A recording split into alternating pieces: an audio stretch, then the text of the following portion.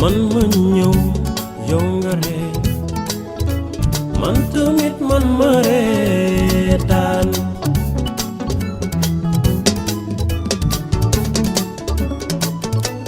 man ma ñëw yow nga jooy.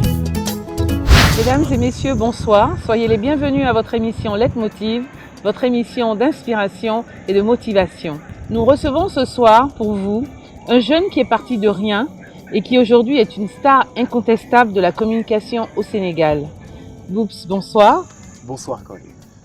Alors, merci d'avoir accepté de participer à notre émission. Alors, pour le peu de personnes qui ne te connaissent pas, et j'en doute, qui est Boops? C'est un jeune garçon un tout petit garçon qui est né à la Médina. Des grands noms du sport, de la culture sont nés dans ce quartier. Et c'est le premier quartier populaire de Dakar, ville phare de l'Afrique de l'Ouest, à l'image d'Abidjan, à l'image de Bamako, à l'image de Conakry et de Nouakchott. Et puis, avec des affectations de mon père, aller habiter Guédiawaye et Rufisque. Guédiawaye et Rufisque, pour ceux qui ne connaissent pas Dakar, Guédiawaye, c'est la banlieue. Oui. Rufisque, c'est encore la grande banlieue. Mais par contre, la ville de Rufisque fut une grande ville qui appartenait justement à la France. Oui. Alors, Boops, raconte-nous justement ton cursus scolaire. Après les études primaires, je suis allé directement faire le centre de sauvegarde de Pikine-Guédiawaye. Après le centre de sauvegarde de Pikine-Guédiawaye pour 6e et 5e, j'ai fait le CM Banque Islamique pour avoir le BFM. Et puis après, c'était au tour du lycée Limamoulaye de nous accueillir. Et puis après, le lycée Abdoulaye Sadji, où j'ai eu le bac. Mais tout a commencé au lycée Abdoulaye Sadji, où je prenais le micro pour les fêtes. Là, vous étiez en quelle classe? En classe de seconde déjà. En classe de seconde, je prenais déjà le micro au lycée, seconde, première. Mais en faisant la classe de première, mon lycée, le lycée Abdoulaye Sadji, avait un jumelage avec le lycée Romain Roland d'Argenteuil dans la banlieue parisienne. Et j'ai eu la chance de faire ce voyage. Et ce voyage-là a changé ma vie un peu parce que, arrivé à Paris, les gens du lycée Romain Roland d'Argenteuil avaient arrêté les cours pour nous demander de présenter un peu les facettes de la culture sénégalaise, de présenter les tam-tams, de parler des ethnies, de parler du Sénégal. De parler de votre pays, ouais. Et là, j'ai commencé véritablement à présenter le Sénégal et j'avais le micro dans un gymnase rempli. Je me suis débrouillé pour présenter le Sénégal, présenter sa culture, présenter ses ethnies, dire le nombre de kilomètres, dire qui est le président, qui est le ministre de l'Éducation, un tout petit peu de présenter le Sénégal. Et ils ne connaissaient pas tout ça? Ils ne connaissaient pas tout ça. Et ça m'avait tellement réussi que le directeur m'avait invité au cocktail dans la salle des profs avec les professeurs et tout le monde voulait prendre une photo avec moi. Et je me disais, qu'est-ce qui m'arrivait comme ça? Et tout le monde prenait des photos et puis un professeur de français dit, tiens, bonjour, vous travaillez à RFI? Je dis, pardon? Et là, c'est resté dans ma tête jusqu'à aujourd'hui. Et là, tu t'es dit, ça a fait un déclic dans ta tête et tu t'es dit, si on me dit ça, c'est que je peux y arriver. Effectivement. Et arrivé encore à Dakar, j'en ai parlé un peu à mon père. Il m'a dit, essaye d'avoir le bac d'abord et puis après tu penseras à autre chose. Tout à fait. Et je continuais à faire d'abord de la discothèque où je gagnais 1500 francs CFA par soirée. Je continuais à faire de la présentation à l'insu de mon père. Et là, tu étais en quelle classe? Seconde, première, terminale. D'accord. D'accord. Je suis DJ. Je présente. Tous les week-ends. Tous les week-ends et les mercredis pour les matinées. Et je commence à gagner 1500 francs. C'est quand même... Ça va, ça me va. Ça te donne déjà le goût des affaires. Effectivement. Et après mon retour de France, j'ai vu, je voulais avoir un peu d'argent pour la rentrée. Et je suis allé voir un oncle à moi, je lui disais que je voulais travailler pour les vacances. Il m'a dit, écoute, il n'y a que des chantiers ici. Et dans les chantiers, on gagne 855 francs par jour.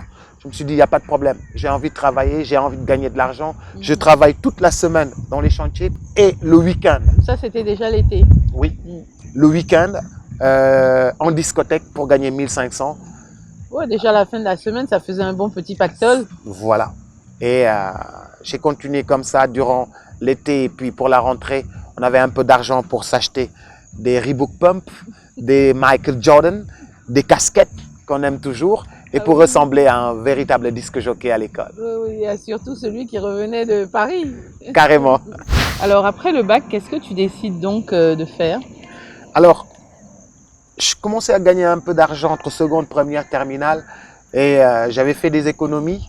J'avais mon compte d'épargne à la Poste dans le temps. Et je suis allé voir une grande école commerciale française. Et je suis allé faire ma formation de comptable informaticien en gestion. Et c'était l'art de l'informatique qui venait de démarrer. Alors, étant encore à l'école, tu commences à faire des petits boulots de vacances. Tu continues en même temps de faire tes études. Donc, après ton bac, tu es déjà quelqu'un qui est déjà très impliqué un peu dans la vie active. Effectivement. Donc, tu n'as pas de mal à juguler avec les deux. Mais tes parents, qu'est-ce qu'ils en pensent?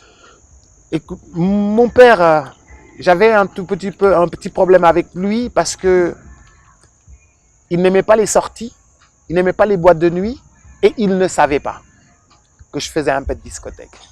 D'accord? En plus, il est rigoureux. Il aime les enfants qui font des études et qui sont sérieux dans les études. Et oui, j'étais un peu très sérieux dans les études, mais il ne savait pas ce qui se tramait derrière. Et il voulait véritablement m'imposer une formation. Il voulait que j'aille à l'université. Et à l'époque, l'université Cheikh Anta Diop était remplie, il y avait trop de monde. J'étais orienté à la faculté de droit. Quand je suis allé à la faculté de droit, et alors que je venais de Rufisque, je n'avais pas de place pour rentrer dans l'amphithéâtre. Tellement que l'amphithéâtre était bondé. Je me suis dit, je vais me rabattre sur la comptabilité. Aussi, ce n'était pas facile. En général, à cet âge-là, les jeunes aiment bien sortir, aiment bien frimer, profiter de la vie. Mais toi, depuis déjà la seconde, tu étais déjà quelqu'un qui voulait travailler, qui voulait s'accomplir. J'ai toujours aimé travailler, faire des économies en plus. J'ai toujours aimé faire les petits boulots parce que j'avais vu que les jeunes qui m'avaient reçu à Paris travaillaient déjà. Ils travaillaient déjà. Donc ça m'avait beaucoup inspiré et il fallait que je commence véritablement à travailler ici pour faire des économies et subvenir à mes besoins parce que le papa il donnait jamais de l'argent. Et le matin réveillé à la maison, c'est le régime militaire, vous avez 3 sucres et votre pain, le petit frère a 3 sucres et son pain, la petite sœur a 3 sucres et son pain. Donc c'était véritablement le régime militaire. Il ne fallait pas prendre le sucre du petit frère et voilà quoi. Alors, quelques années après, ta passion pour l'animation va se révéler au monde. Raconte-nous un peu comment l'aventure à la radio commence pour toi. Alors, déjà, je prenais le micro en discothèque au lycée et puis il m'est arrivé une fois, une marque de cigarettes m'avait demandé de poser ma voix sur une publicité. Ma voix a résonné à la radio et j'ai écouté ça. Et ça fait tilt encore dans ma tête. Et puis, j'ai écouté Jules Ovranger sur RFI. J'ai écouté son successeur Claude Hussiard sur RFI. Je me suis dit, je vais essayer. Alors, je suis allé déposer ma candidature à la radio, ça n'a pas marché. Et puis, j'ai écouté Sud FM à Dakar et j'ai entendu que la radio, une deuxième radio privée allait naître à Dakar. Tu avais quel âge? C'était en 1997, je devais avoir juste 20 ans. D'accord. Et tu étais toujours en comptabilité là? Je venais juste de finir la même année. D'accord. D'accord? J'ai mon diplôme de comptabilité, deuxième de ma promotion. Nous étions 5, je pense, à avoir le diplôme. Deuxième. Et j'ai eu les félicitations de mon directeur. Et j'entends sur Sud FM que la radio Walfadjri va ouvrir à Dakar. Je vais voir celui qui était supposé être le directeur, M. Mamles Camara. Je passe chez lui, je laisse une demande. Je vais à la radio, au siège de la radio, je laisse une demande. Quelques jours plus tard, alors qu'il n'y avait pas encore le téléphone fixe chez moi, il fallait répondre chez le voisin. Ah ben oui, il n'y avait pas de portable à cette époque. Il n'y avait pas de portable. Et justement, les voisins viennent vous chercher. Il y a le groupe Walfadjri qui vous appelle. Vous venez dans le salon et vous attendez. Et tout le monde écoute la conversation. Tout le monde écoute la conversation. Ça sonne, je prends, c'est Boubacar Diallo, oui. La radio Walfadjri voudrait vous voir parce que vous avez déposé votre candidature. Vous passez lundi à 9 h pour faire des auditions. Lundi à 5 h du matin, je suis sur pied. D'accord? La maman donne 100 balles, 100 francs pour faire le transport. Arrivé à Liberté 6, hein, je me dirige vers la radio. Je viens et puis on me dit asseyez-vous. J'attends. Les plus grands noms de la presse sénégalaise devaient faire le test. Mamles Camara, qui était le directeur, un grand journaliste. Reine Marie Faye, qui est la plus belle voix radio féminine. Abdoulaye Lam, la plus belle voix radio masculine. Waouh! Donc tous les grands de la radio étaient là. Tu n'étais pas impressionné? Du tout. J'arrive, ils me disent, vous voulez faire quoi? Je réponds, je veux faire la promotion de la musique sénégalaise. Vous avez de l'expérience? Je fais un peu de discothèque, c'est la réponse que j'ai livrée. Alors, on va vous tester. Comment est-ce que vous allez appeler cette émission? Je réponds par Sap Degin Datsai. Qui veut dire? Tout le monde éclate de rire. Tous ces grands-là, ils éclatent de rire. Ils me disent, c'est quoi? Sap. Au Sénégal, quand on dit sap, ça veut dire que c'est bon. Le goût. Le goût. Degin, c'est le tam-tam qui fait gudegin, gudegin, gudegin. Ndat, c'est une position. Et sai, quand on a fini de danser, on quitte le milieu par un sai. Sap degin dat sai. J'ai fait un jeu de mots que j'ai livré. Reine Marie Faye, qui parle bien le Wolof, me regarde dans les yeux. Les autres éclatent de rire. Dit, on a un problème, vous savez. Je dis, c'est quoi le problème? Ils disent que Sud FM est indéboulonnable. C'est la première radio. Je dis, je donne ma réponse, je dis, je vais les battre. Qu'est-ce que j'étais prétentieux? Je dis, ils me disent, d'accord, merci, on va vous rappeler.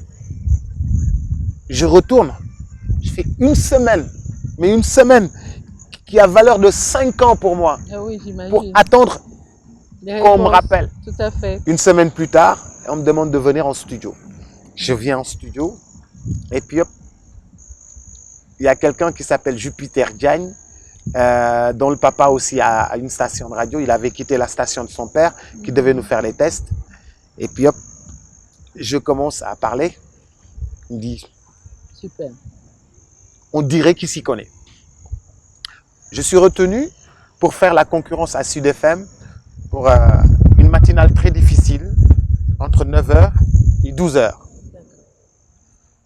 Je commence. C'était essentiellement de la musique ou c'était essentiellement de la musique sénégalaise. Le mbalar. De la musique sénégalaise. Le mbalar. Et moi, je commence à parler français et Wolof. Alors que sur les radios, on ne parlait que français ou Wolof seulement. Jamais les deux en même temps. Jamais les deux en même temps. Et j'apporte cette touche-là et je commence véritablement à parler à la radio et puis les gens commencent, tous ceux qui étaient là viennent ouvrir les portes du studio pour voir qui c'est qui parle. Les gens viennent me regarder en studio à travers la baie vitrée.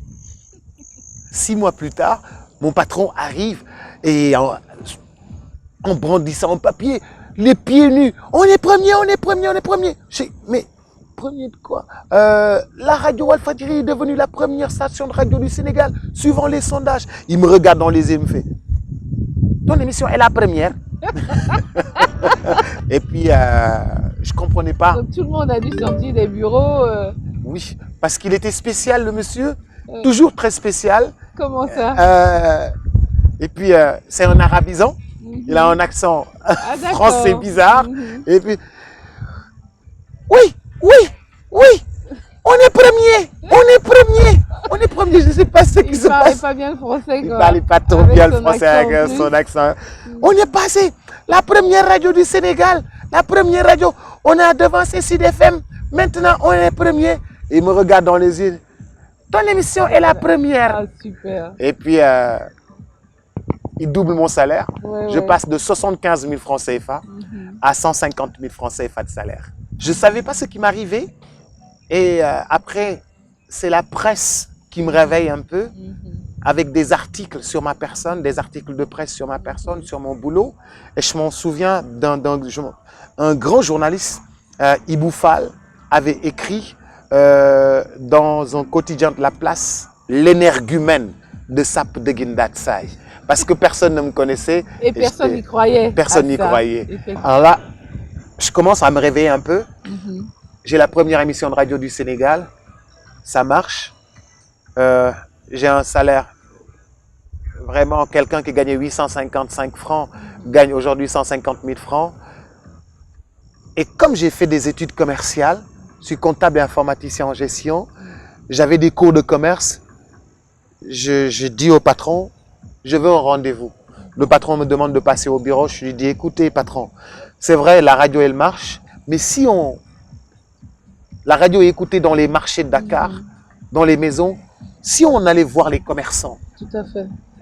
et leur dire, donnez-nous votre carte de visite, nous allons dire ce que vous vendez à la radio. Ouais, c'était un peu comme pour pouvoir rentabiliser un peu. Rentabiliser justement, un peu l'émission. Ça faisait combien de temps que tu étais dans la radio, dans cette radio? Déjà 6 mois. Ah, quand C'est même. moi. Mhm. 7e mois, je Mais dis déjà en 6 mois, tu avais déjà fait bousculer les choses. carrément. Mm. J'avais bousculé la hiérarchie et Et donc le patron donne son accord. donne son accord. On commence avec les commerciaux, 2 commerciaux, on commence à aller dans les marchés. Les gens payaient 5 000 francs CFA pour entendre le nom de leur boutique à la radio, le nom de leur boutique à la radio, leur nom et livrer leur numéro de téléphone. Et en direct, je disais au marché Sandaga, Baye Modou vend des jolis sous-vêtements et puis des trucs comme ça. Voici son numéro de téléphone. Et je le disais comme ça en direct à la radio. Un peu de la pub, quoi. Un peu de pub. Et les gens ont redemandé encore. Tu faisais mousser le truc, comme on dit à Carrément. Abidjan. Ça a commencé véritablement à marcher comme ça de 97 à 2000. À 2000, en 2000, c'est un tournant De ta vie. dans la vie de la radio, un tournant dans la vie politique sénégalaise, un tournant dans la vie sportive sénégalaise.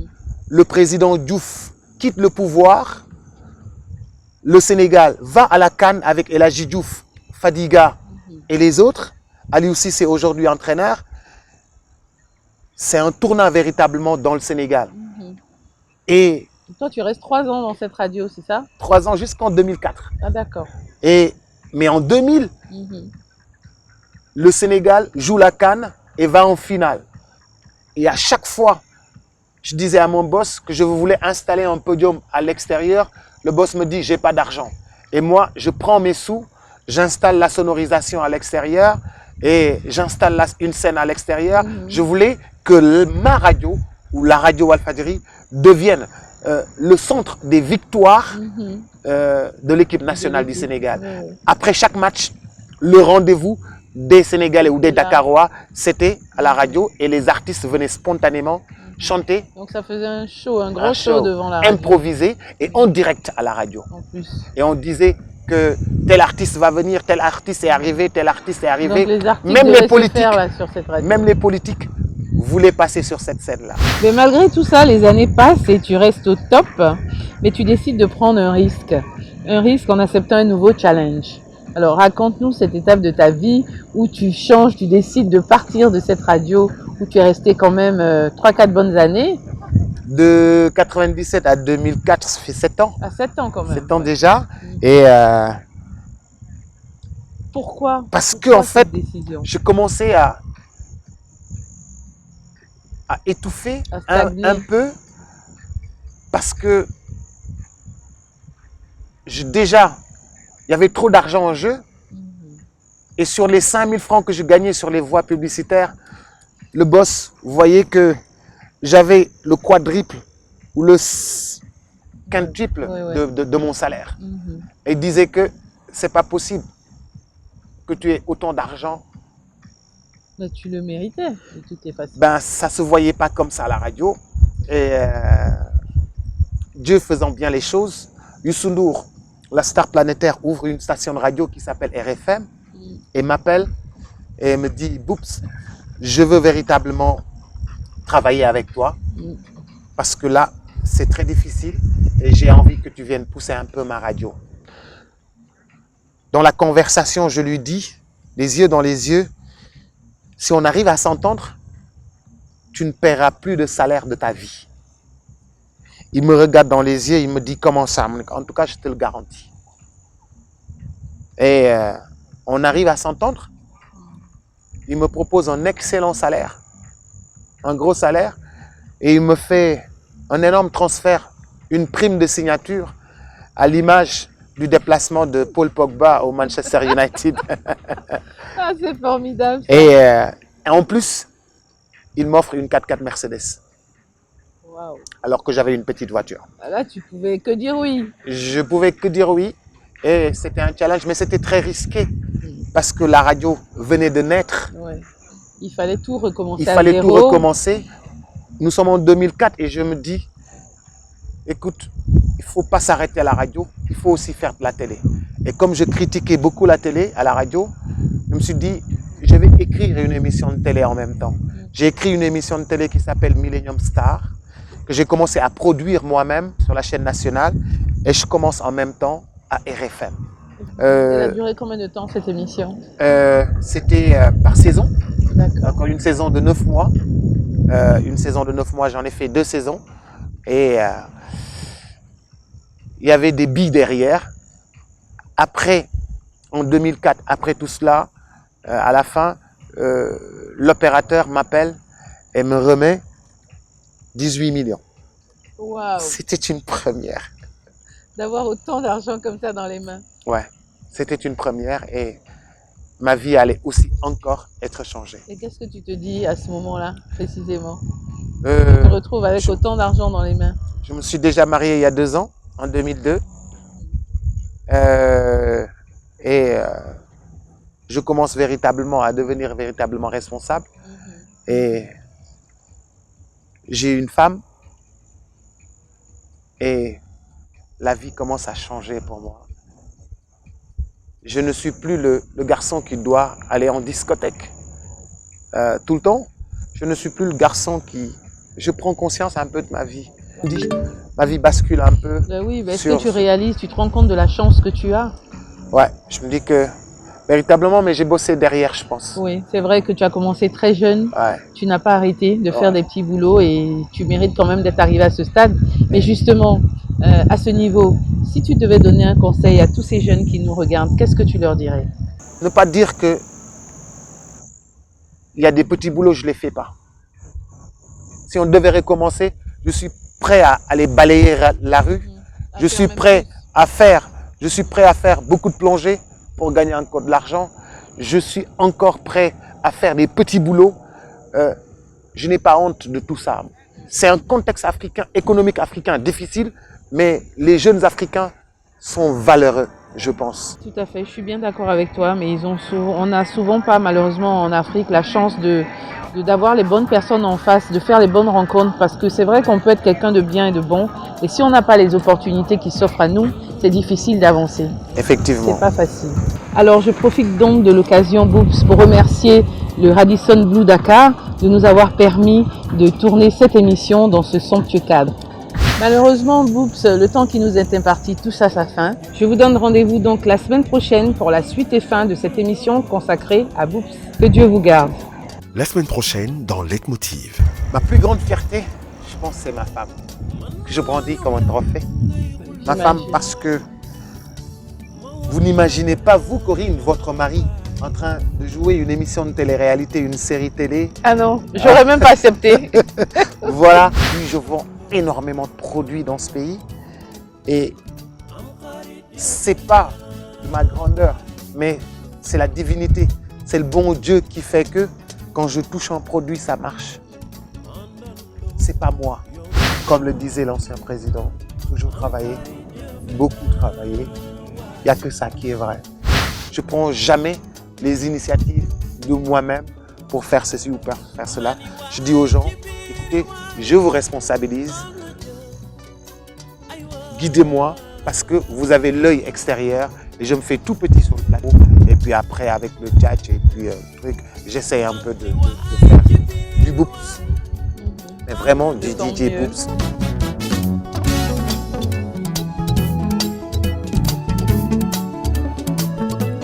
man ma ñëw yow nga ree man tamit man ma reetaan